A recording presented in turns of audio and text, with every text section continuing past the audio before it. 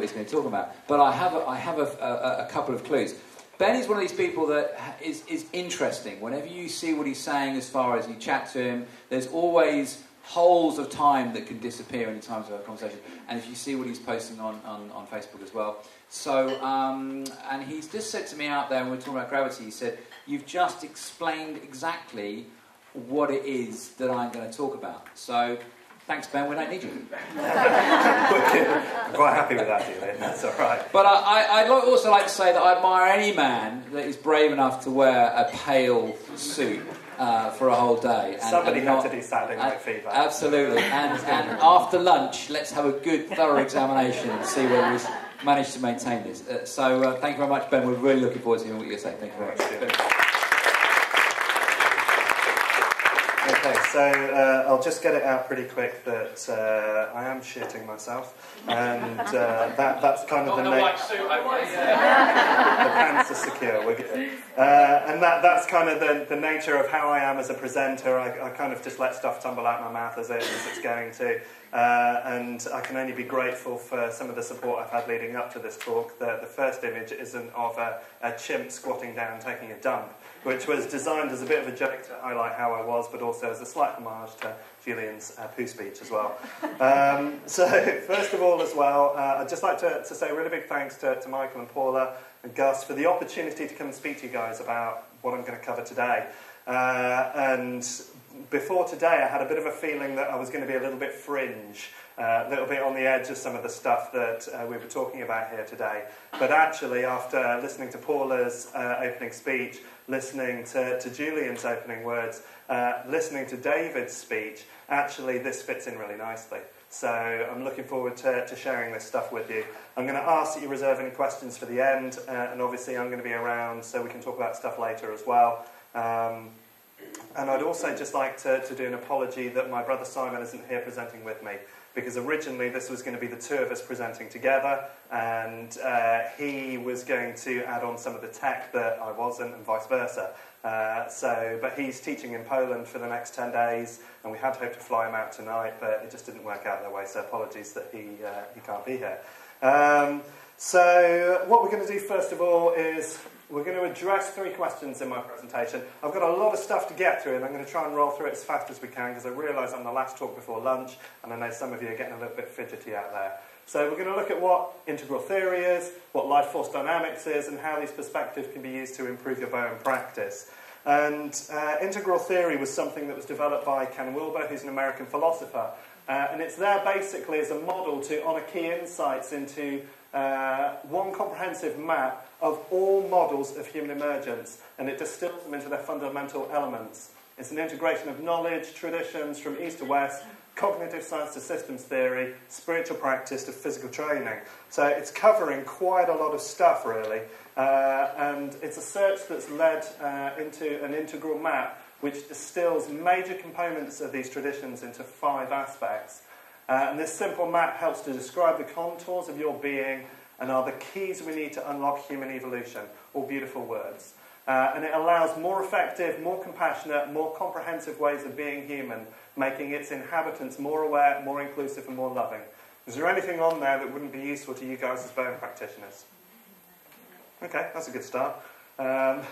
And so we have within integral different methods and approaches that enact different experiences and different phenomena. And in integral theory, nothing is considered as 100% wrong. All perspectives have a value, and all perspectives are complete within themselves and yet partial to greater wholes. And we can talk about that in example of whole subatomic particles make up whole atoms, make up whole molecules, make up whole cells, make up whole organisms. Okay, so without one, you can't have the other. We could take that from a different perspective. Whole letters make whole words, make whole sentences, make whole paragraphs, and so on. So you can understand that integral, we're looking at a series of nested wholes, or holons as we class them. We talk about these as holons. And they exist in nested growth hierarchies. So without the lower levels, you can't have the higher levels. If you take away the lower levels, all of the higher levels disappear. So we're looking at growth strategies within the bodies. And within Integral as well, we're looking for what we can use that's valuable and leave that which is not. We class this as transcend and include. And we've seen examples of this in Bowen technique over the whole course of its evolution. And I think part of the point that Julian makes is that Bowen is an evolutionary process. And if we're still hanging on to some of the stuff that we were talking about 20, 30 years ago, we're actually not acknowledging what else we now understand, and it's important that we do.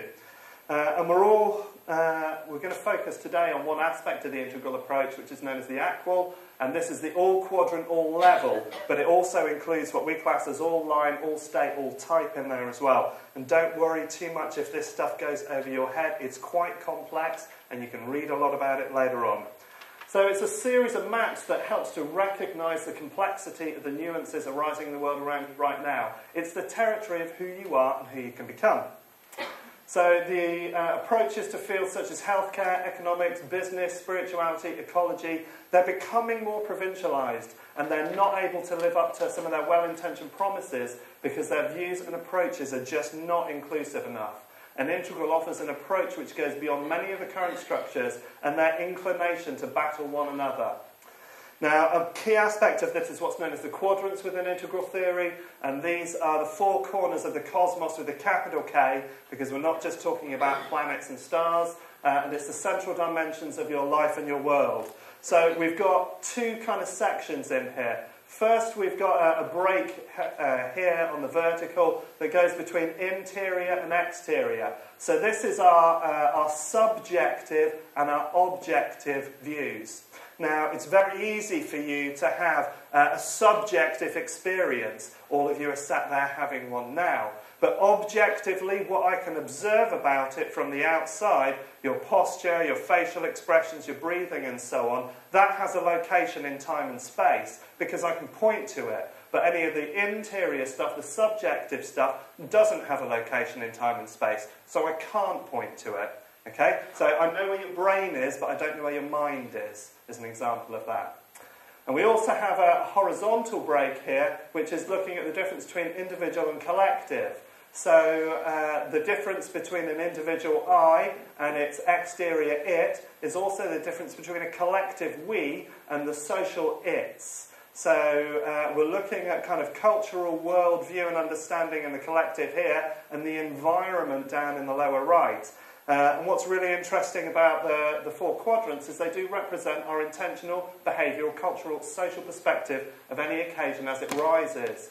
And they're also the perspectives through which we can make sense of almost any issue in a more holistic and a less partial way. They're four lenses through which you can understand yourself, and to leave one of them out denies a fundamental part of what makes you who you are. Now, that's important because when we're assessing our patients, for whatever reason we're assessing them, we need to be aware that there is far more involved in what we're looking at than what we're seeing. And that's why in Integral we recognise the subjective and the objective as separate, the individual and the collective as separate, but they're all working together as a collective whole.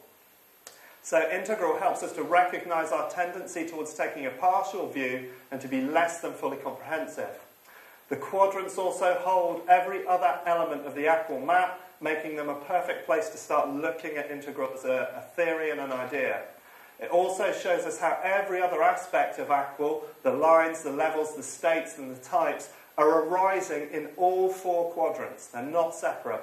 And each adds a distinctive quality and additional complexity to the map as we go along. And it doesn't half get complicated if we want it to, but I'm going to try and keep it nice and clean for you guys. Okay. So let's just take a quick look at that quadrant map in a little bit more detail. So you can see that we've got our upper left, upper right, lower left, lower right, our intentional, behavioural, cultural, social, I, we, it, and the plural, the its. So this is our internal stuff, this is our external stuff, this is our subjective and our objective. Now within each one of those quadrants you can see you've got a diagonal line going out and it's got levels in it. So this gives us a representation of two things. That there are lines of development or waves or streams within each quadrant. This particular one that we're looking at in the upper left at the moment is just dealing with cognitive development. But there are over 20 different lines of development in that upper left quadrant alone. And each one of them has a series of levels that we can and sometimes don't move through. So from a baby, we go through a series of cognitive developments. We can look at Piaget's work for that, and how at certain stages we can understand the world in a more comprehensive view. And at basic levels, we go from egocentric to ethnocentric to world-centric. So we go through different levels of understanding. Now that concept actually applies to any one of our quadrants. So if we remember that this upper half here is talking about the individual, so we have the subjective development within our cognitive structure here, but we also have here our physical development. And this is moving all the way from atoms and molecules, basic single-celled and multi-celled organisms, the development of neural cords, reptilian brain stems, limbic systems, neocortex, and so on. So there are developmental levels within the objective physical structure as well as in the subjective cognitive structure. So again, we've got a state where there are growth developmental levels within each area, and we may be well developed in some, but less in others, pathological in some as well. And this is why sometimes we end up with people that are remarkably intelligent but have no empathy. Because we don't, just because one line is developed doesn't mean any other line will be developed. And so it's important that we recognise people can be at different places. And it also gives us a reason to excuse that as well, which is really useful. Because just because somebody is intelligent doesn't mean they have to be empathic. And it's important for us to understand that so we can accept it. Because if we can't accept it, it actually becomes a barrier to working with it. And I'll come on to some of the stuff that blocks our working in a little bit. So the quadrants themselves, they represent the interior and the exterior of the individual and the collective. And there are all sorts of bits within that we can look at in greater detail. And in fact, integral theory is a theory. It's a PhD level course if you really want to go and study it to its depth. So to give you an idea of where the research has gone since the kind of mid-70s when it started to emerge into its kind of formation in the mid-90s, there's a lot of work on it. And I'm basing a lot of the work that I do through Ken Wilber's model if you want to take a look at Ken. So we should always remember that every quadrant dimension, it tetra arises. So you can't separate one from the other. Okay? They all happen at the same time, and each are equally as important as each other. And this is why, as a theory, integral is useful to try and reduce partiality, because we look at it from that way. The quadrants are irreducible because they tetra arise. They show up or they emerge together. You can't get rid of them. And for example, your thoughts, which are an upper left individual subjective idea, can be seen as their corresponding brain waves, which are an upper right objective view of the body. And your thoughts are not separate from the shared meaning of your culture, and that could be our culture here as Bowen practitioners or as care workers. It could be as a majority British or a majority white or a majority female audience. There are a lot of aspects that we can look at as a culture. And they are also arranged in a systematic way that's defined by the syntax of our language, which is a lower right. It's an environmental aspect. So it's quite important that we realise that these four quadrants are never separate and they don't come up individually. They only tetra arise. And they're the lenses or perspectives that can be used to view any aspect of our world. So here's another aspect of it. So we've got subjective thoughts, emotions, memories, states of mind, perceptions, and immediate sensations. So that's an individual interior. We've got our material body, including our brain, and anything that we can see or touch or observe scientifically in time and space. Down here on the intersubjective, the interior collective, we've got shared values, meanings, language, relationships, cultural backgrounds, and cultural worldviews. So, we could even, as a play on that, as a cultural background, there's a difference between those of us who trained with CBS and those of us that trained with BOTEC, because they were different cultural backgrounds. So they were teaching things in a different way. And on our intersubjective, we've got systems, networks, technology, government, and the natural environment. Now, what's really interesting from an integral point of view about health is how much of that do you think is generally looked at by medical services? If we go for We've got 4 quadrants, so it's 25% each. How much of that is generally looked at by medical practice? IT. Louder. IT.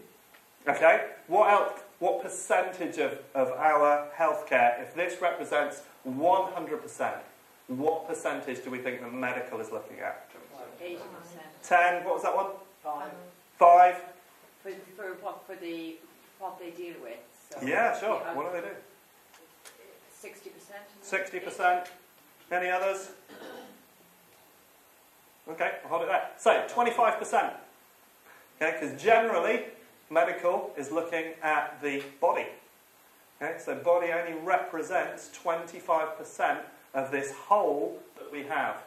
Okay, because we cannot be separated from any of that at any time, ever. Okay, it's concrete and it is there and we can measure it. But empirical research only fits in, and in fact is technically only half of what you can measure in the objective side, but it doesn't cover any of these 3 areas. And although I'm aware that there are changes taking place, it's great to hear David talking about those changes, and some of the things that he was listing were really exciting, because it shows that we are looking at the fact that we need to look more at the subjective form of the eye. We need to look at the culture that it's being done in, and we need to look at how the environment is having an impact on that as well. But it needs to be understood collectively. Doesn't mean that we can't work individually and specialise in various areas, but we have to know that there's a wood as well, not just a tree. So we've got to work on this in a bigger scale.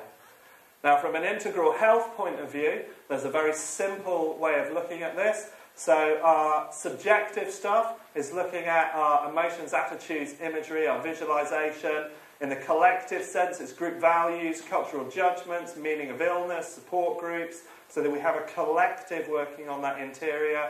On the exterior, surgery, drugs, medication, behavioural modification. This is also where Bowen fits in for the most part, because it's a structural thing, it's an objective thing. We're working mainly on the body as an object, and it's something we can point to in time and space.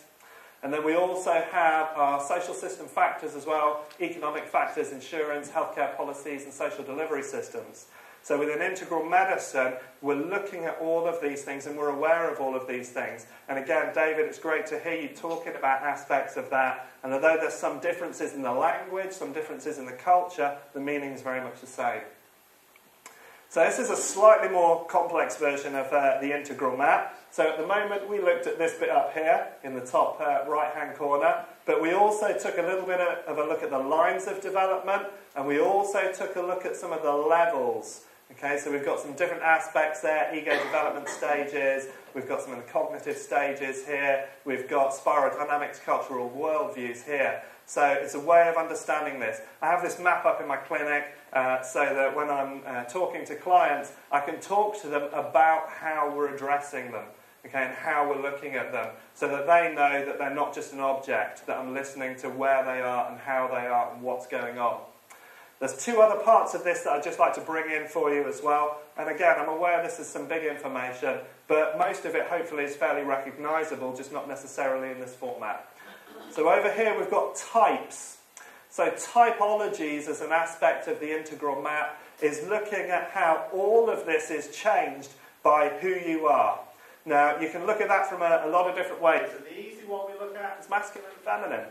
Okay? Because if you're a masculine type, and that's not gender specific, but if you're a masculine type, you will behave in one set of characteristics that will change all the rest of this. If you're a feminine type, it will change it again.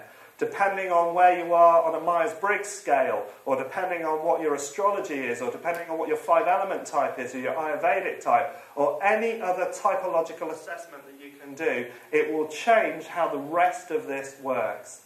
Okay? So it's quite important that we have the types. The last part of the map I'm going to show you there, states of consciousness. So here we've got gross, subtle, causal, and hiding away there we've got non-dual. Now, all of us have these states of consciousness, and we can access them from babies. Because we have gross waking, we have subtle dreaming, and we have causal, dreamless sleep. But it's a little bit more complex than that, because through meditation, through mindfulness, we start to access these states from a waking point of view. And as you can see, the waking state is our gross body, often referred to in contemplative tradition as the eye of flesh. It's the thing that we're seeing.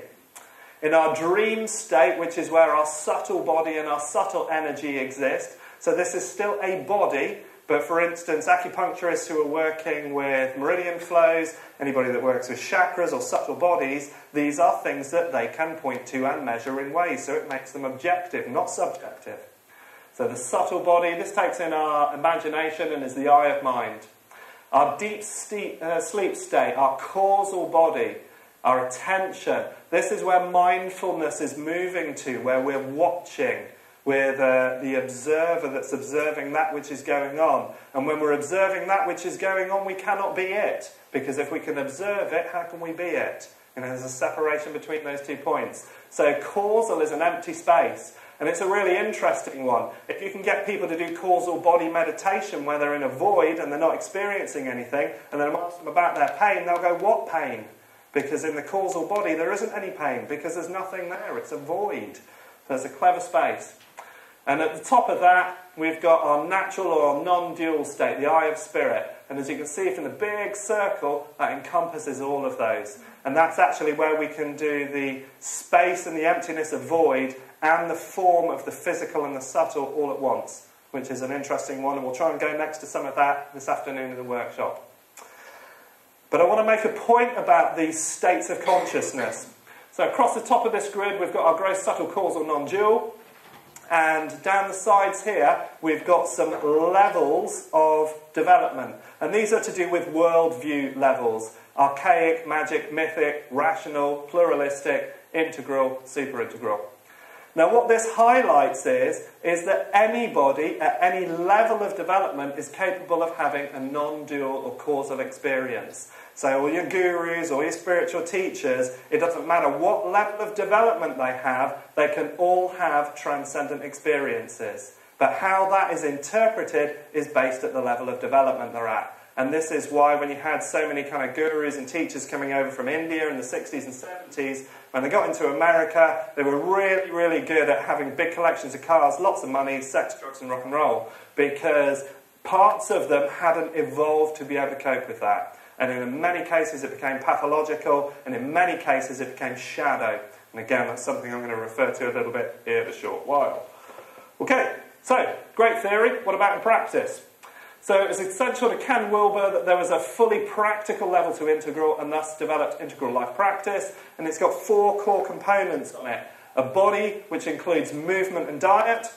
A mind for cognitive and other mental development. Spirit for contemplative development. This is where our mindfulness would fit in. And shadow for addressing the unconscious and all the pathological stuff that we don't tend to look at on a daily basis. And all 4 of these elements, plus more, are found in the LifeForce Dynamics system. Yay. So, this is what my brother and I are working with. And LifeForce Dynamics is an integrated process that incorporates Qigong, yoga, bioenergetics, breath awareness, integral philosophy, and meditation. And for the purpose of removing blockages and limitations and tensions from the body and mind.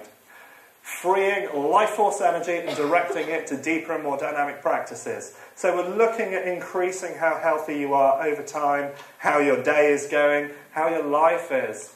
It works as a standalone system or as a powerful supplement for other systems such as yoga therapy, activities, sporting disciplines, anything that you want to go there. An integral relates to an essential or complete formula or perspective. And we can come from many perspectives like yoga, Chinese medicine, psychology, find the common and the useful threads that run through them all and create a fuller, deeper understanding of our human condition.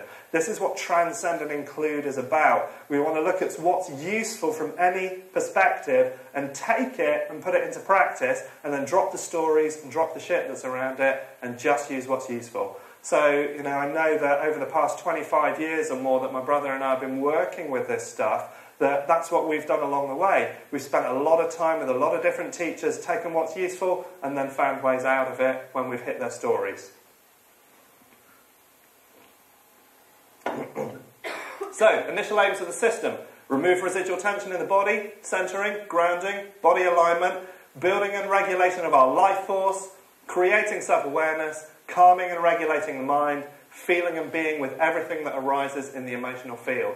And we kind of do it in that order because it helps us. Although we interact with various bits as we go along, You know, it's amazing how difficult it is to be okay with everything that's arising in the emotional field if you've still got residual tension in your body. Because that's the moment where that pain suddenly starts to get to you because you're not able to dissolve and relax through it. So we do this through a basic 4-stage process. We unlink the fascia. Yeah, I'm going to talk a bit more about that in a sec. We restructure, we relink, and then we strengthen. So we're looking at a supportive program. And then we supplement that with subtle body training, which includes breathing techniques, dynamic body movements, 5-element dynamic yoga forms, meditation, mindfulness practices, and maintenance practices that include self-massage, diet, acupressure. And in fact, as a maintenance practice for the lazy and the stupid, you can put your gravity on there. But a lot of the LifeForce Dynamics stuff is about for those of you who aren't lazy and stupid, but are actually active within this as well. Now, when we're in the womb, our bodies are moist and soft and supple, and we've not yet come into contact with the situations of life that not only offer the essential tempering, but which can lead to the build-up of residual tension within the body. Although you can argue that the experiences of the mother while child is in the womb will have a direct impact on that. And we do know that babies that are born of mothers under a lot of stress, their makeup is different. So how they actually physically present in the world, they tend to have more dense bones and thicker skulls, and they tend to have less mental development going on, which is quite interesting.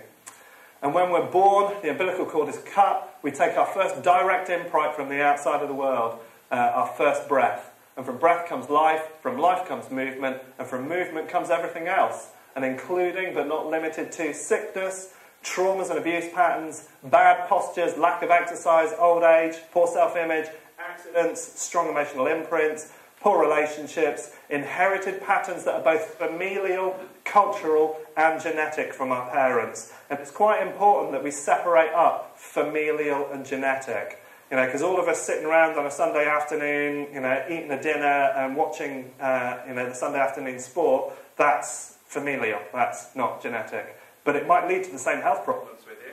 And that's not because it's a genetic issue, it's because you've copied the same things your parents did. And if we view our symptoms from a fascia viewpoint, we can see that the web of connective tissue links together, forming a density of tissues that help the body to perform in the way we require. They do what we tell them to do. So if you spend 20 hours a day sat down, not doing a lot, your body will just form itself around that. It's doing what you're asking it to do as best as it can. And if we moved in a way that constantly dissolved the build-up of residual tensions in the body, we can unlink those tissues that would later cause tension, overcompensation, disease from just about any body area. The physical tension also blocks the flow of life force into those areas, denying them of blood, oxygen, nutrients, and therefore the energy needed for repair and regeneration. And when there's a physical blockage, there's usually an emotional connection. Just ask yourself how you feel about the stiff knee, the belly cramps, the bad back. Yeah? There's also a mental projection into the area, ideas about how it affects your life as you go along. And all of these take time and energy, and they take a lot of energy to maintain. And we're all looking for more energy. We all want to feel better. So any of you lot that are feeling like you're nodding a little bit there, it's getting a bit close to lunch, when can I get up and move? That's because you don't do enough of this shit in the first place. Okay? You should be easily able to get through most of the day without thinking about where your lunch is. Okay? If you're not, you're not doing it right. Bottom line. So we can start to see how important and beneficial it is to reduce residual tension in the body. And in LifeForce Dynamics, we're looking to restructure the body in a more efficient way, incorporating active relaxation exercises and movements that realign the body from the skeleton to the skin. And we work from the question of how can we move until we know how to stand still. We've relinked the fascia to form around stronger and more dynamic movements, but always coming from stillness and a relaxed centre. Right? This is just Tai Chi. This is just Qigong. It's very, very simple stuff, but understanding it in a way that you do, we've got to change that around a little bit. So we have a process that no matter how old or weak or strong, you can self-regulate and keep your body in a state of neutral, always relaxing back to the centre, active relaxation. And the training system works as an accumulation over time, so you can constantly improve over the course of your life, with health and vitality getting better as we age, not worsening. And there are no real diseases of old age, just of extended bad habit. You know, you drive your vehicle poorly, and of course it's going to run out more quickly. So, learn to drive it better, and treat it to a good servicing, put quality parts into it, and make sure you've got the right fuel. The full program can be learned and practiced, or separate elements can be taken and refined from each section to create a practice, or supplement any areas of your present practice. And some of the practices are more advanced than others, so there are different levels of training. In unlinking, we look at shaking, joint mobility, yin yoga. We're going to do some of that this afternoon. Okay? In structure, we look at foundation standing, 4-element standing, because this is including typology, which we're going to do this afternoon, 4-element work, 5-element and gathering of life force. We'll also do some of that. In relinking, we look at foundation Qigong, 5-element Qigong, 5-element yoga, 5-element walking. See a theme coming out of any of this stuff? And in strengthening, we look at tendon conditioning, bone marrow practice, 5-element fists, spiral body, low hand patting, which we'll also do as we go along. We use the Chinese 5-element system as our dominant typology, as it allows us to look closely at the relationship between organ function, tissues, bioenergy, sense organs, and so on. So just about any symptom in the body can be viewed from a 5-element place. Excuse me. So if you haven't read it, strongly suggest that you get this book. So Daniel McEwen is a neurologist. Sorry, not a neurologist. I'll come back to what he does in a bit. But this is a really interesting look at how from embryology the 5-element process develops. So he's a medical doctor but also an acupuncturist. So what does this have to do with the Bowen technique? Okay, well, I'm sure all of you would be pretty benefit from having a system that helps you not only regulate yourselves, but also helps you understand your clients better. At a very basic level, very few wouldn't benefit from having a formal and reasoned structure of health maintenance. So this form of self-practice, while not only liberating us from tension, that reduce our ability to do a great job, also improve our self-awareness and sensitivity. So incorporation of the techniques helps us to develop our awareness and our observation of our clients, which will then improve our ability and access support and change for them while simultaneously caring for us. Because if we're not being a good model, if we're not demonstrating a vision of integral health, then we're failing our clients by encouraging them to move towards a state that is absent or alien in them. So if you can't feel it in you, how can you do it in the other? And being able to discuss theory and telling our clients where they're falling short is inadequate if we're lacking the practice in ourselves. And the phenome of the body is genomic expression, which leads to the creation of all these fabulous forms that we have in there, all there to create energy, but energy for life. We may call it electricity, bioelectricity, conduction, but the Chinese call it qi. And different dialects name, pronounce and qualify it differently according to the culture in which it arises. But they also call wind qi, waves qi, and electricity qi. And any subtle force that moved, creates transformation or differentiation is all qi. It's just a different form of quanta or measurement. And the difficulty in understanding is what the measurement means and what's its relevant. Qi is also a force. What are its properties? What does it seem to affect and relate to? And without naming them so, we observe these things in our clients anyway. And we see what relevance it has to what we think we're trying to change in the person we see in front of us. And if we're looking to measure a series of markers in others and give them meaning, we should also be able to observe and measure them in ourselves. The better we can do one, the better we can do the other, if we practice with an attitude that sees the world in that way. Awareness for the self can lead to awareness for the other and vice versa. We're going to do like a big kiss in the middle in a minute. And shouldn't our tools of practice enhance our health as they enhance the health of others? Thank you very much for listening.